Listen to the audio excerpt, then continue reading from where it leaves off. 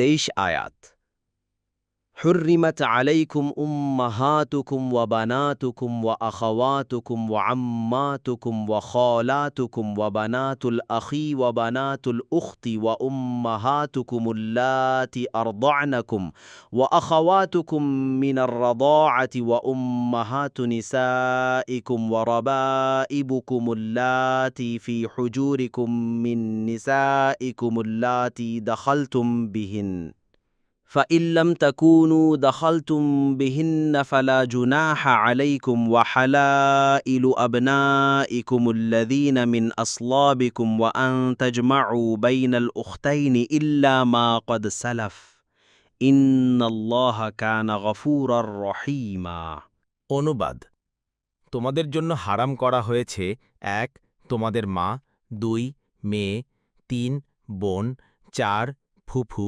৫ খালা ৬ ভাইয়ের মেয়ে ৭ বোনের মেয়ে ৮ দুধমা ৯ দুধবোন ১০ শাশুড়ি ও তোমাদের স্ত্রীদের মধ্যে যার সাথে সঙ্গত হয়েছ তার আগের স্বামীর ঔরসে তার গর্ভজাত মেয়ে যারা তোমাদের অভিভাবকত্বে আছে তবে যদি তাদের সাথে সঙ্গত না হয়ে থাকো তাতে তোমাদের কোনো অপরাধ নেই আর তোমাদের জন্য নিষিদ্ধ তোমাদের ঔরসজাত ছেলের স্ত্রী ও ২ বোনকে একত্র করা আগে যা হয়েছে হয়েছে নিশ্চয়ই আল্লাহ ক্ষমাশীল পরম দয়ালু চতুর্থ রুকু তাফসীর ১ নং ফুটনোটের বিবরণ আলোচ্য আয়াতসমূহে যাদের সাথে বিয়ে হারাম এমন নারীদের বিবরণ দেয়া হয়েছে তারা ৩ ভাগে বিভক্ত ১ ওই সমস্ত হারাম নারী কোনো অবস্থাতেই হালাল হয় না তাদেরকে মুহাররমাতে আবাদিয়া বা চিরতরে হারাম মহিলা বলা হয় এ জাতীয় মহিলা ৩ শ্রেণীর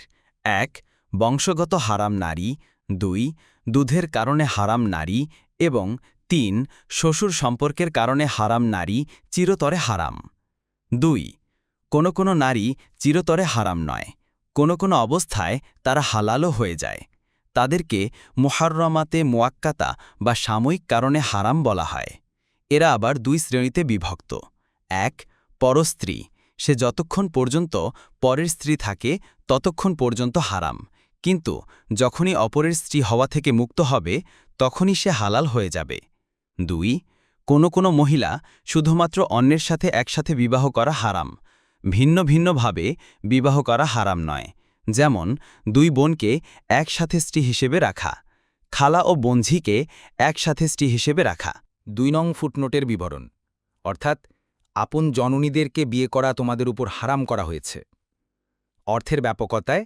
দাদি নানি সবই এর অন্তর্ভুক্ত রয়েছে ৩ নং ফুটনোটের বিবরণ স্বীয় ঔরসজাত কন্যাকে বিয়ে করা হারাম কন্যার কন্যাকে এবং পুত্রের কন্যাকেও বিয়ে করা হারাম মোট কথা কন্যা পুত্রী প্রপৌত্রী দৈহিত্রী প্রদৈহিত্রী এদের সবাইকে বিয়ে করা হারাম ৪ নং ফুটনোটের বিবরণ সহোদরা বোনকে বিয়ে করা হারাম এমনিভাবে বৈমাত্রিয়া ও বৈপিত্রিয়া বোনকেও বিয়ে করা হারাম ৫ নং ফুটনোটের বিবরণ পিতার সহোদরা বৈমাত্রিয়া ও বৈপিত্রিয়া বোনকে বিয়ে করা হারাম ৩ প্রকার ফুপুকেই বিয়ে করা যায় না ৬ নং ফুটনোটের বিবরণ আপন জননীর ৩ প্রকার বোন প্রত্যেকের সাথেই বিয়ে করা হারাম ৭ নং ফুটনোটের বিবরণ ভ্রাতুষ্পুত্রীর সাথেও বিয়ে হারাম আপন হোক বৈমাত্রেয় হোক বিয়ে হালাল নয় ৮ নং ফুটনোটের বিবরণ বোনের কন্যা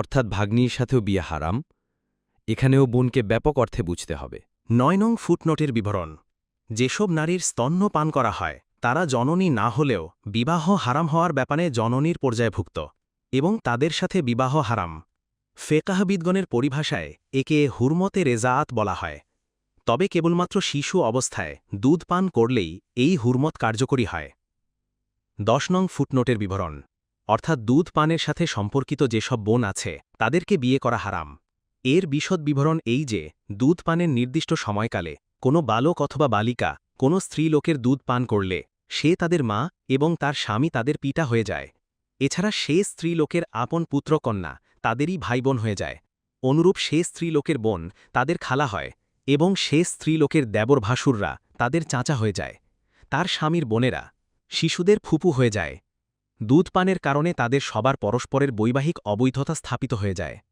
বংশগত সম্পর্কের কারণে পরস্পর যেসব বিয়ে হারাম হয়, দুধ পানের সম্পর্কের কারণে সেসব সম্পর্কীদের সাথে বিয়ে করা হারাম হয়ে যায়। তাই একটি বালক ও একটি বালিকা কোনো মহিলার দুধ পান করলে তাদের পরস্পরের মধ্যে বিয়ে হতে পারে না। এমনিভাবে দুধ ভাই ও বোনের কন্যার সাথেও বিয়ে হতে পারে না। উকবা ইবনে হারেস বলেন, তিনি আবি ইহাব ইবনে আজিজের এক মেয়েকে বিয়ে করেন। এক মহিলা এসে বলল, আমি উকবাকে এবং যাকে সে বিয়ে করেছে উভয়কেই দুধ পান করিয়েছি। উকবা বললেন, আমি জানি না যে আপনি আমাকে দুধ পান করিয়েছেন, এর পূর্বে আপনি আমাকে কখনো বলেননি। তারপর তিনি মদিনায় আসলেন এবং রাসূল সাল্লাল্লাহু আলাইহি ওয়াসাল্লামকে জানালেন।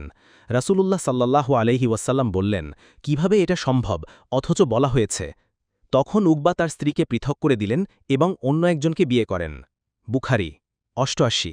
অন্য বর্ণনায় এসেছে, একবার রাসূলুল্লাহ সাল্লাল্লাহু আলাইহি ওয়াসাল্লাম আয়েশা রাজিয়াল্লাহু আনহার ঘরে ছিলেন। এমতাবস্থায় আয়েশা শুনতে পেলেন যে হাফসার ঘরে যাওয়ার জন্য একজন পুরুষ লোক অনুমতি চাচ্ছে। আয়েশা রাজিয়াল্লাহু আনহা বললেন, হে আল্লাহর রাসূল, এক লোক আপনার পরিবারভুক্ত ঘরে প্রবেশ করতে যাচ্ছে। রাসূলুল্লাহ সাল্লাল্লাহু আলাইহি ওয়াসাল্লাম বললেন, আমার তো মনে হয় এটা অমুক ব্যক্তি, হাফসার কোনো এক দুধ চাচা। তখন আয়েশা বললেন, অমুক যদি জীবিত থাকত, আয়েশার কোনো এক দুধ চাচা, তাহলে কি সে আমার কাছে প্রবেশ করতে পারত? রাসূলুল্লাহ সাল্লাল্লাহু আলাইহি ওয়াসাল্লাম বললেন, হ্যাঁ, জন্মগত কারণে যা হারাম হয়, দুধগত কারণেও তা হারাম হয়। বুখারী 5099, মুসলিম 1444। অন্য বর্ণনায় এসেছে, আয়েশা রাদিয়াল্লাহু আনহা বলতেন, জন্মের কারণে যাদেরকে হারাম গণ্য করো, দুধপানের কারণেও তাদেরকে হারাম গণ্য করবে। মুসলিম 1445। তবে এই দুধপান 2 বছরের মধ্যে হয়েছে কিনা সে ব্যাপারে সাবধানতা অবলম্বন জরুরি।